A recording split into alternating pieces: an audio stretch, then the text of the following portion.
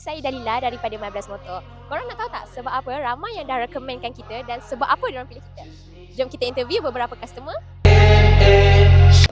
Okay, hello guys. Macam boleh lah. Okay. Sila perkenalkan diri. Okey, nama saya Muhammad Fitri. Saya daripada Penang. Dapat cari My Blast Motor daripada mana? Saya dapat tengok My Blast Motor ni daripada TikTok. Okay, kenapa awak pilih kita? Sebab saya tengok review Google dengan Facebook semua untuk TikTok pun 5 star apa. Saya dah pernah apply loan banyak tempat tapi jadi lambat. Lepas tu saya try lah My Blast Motor ni. Cepat, laju. So ni lah dia. So kiranya awak tengok kita punya review apa semua, awak tengok okey, memang awak terus apply dengan kita lah. Betul. So macam mana layanan 5 star tak? Oh, 5 star memang terbaik lah. Kalau korang nak cari kereta, My Blast Motor. Memang laju, servis on top. Betul. Kenapa awak tahu pasal boleh request ni dekat My Blast Motor? Sebab saya dah tengok dekat konten My Blast Motor. Sebab saya dah tengok kata boleh request color dengan sport rim.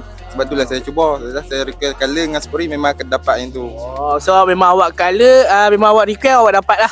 Loan susah, My Blast Motor bantu sampai dapat kunci. Terbaik.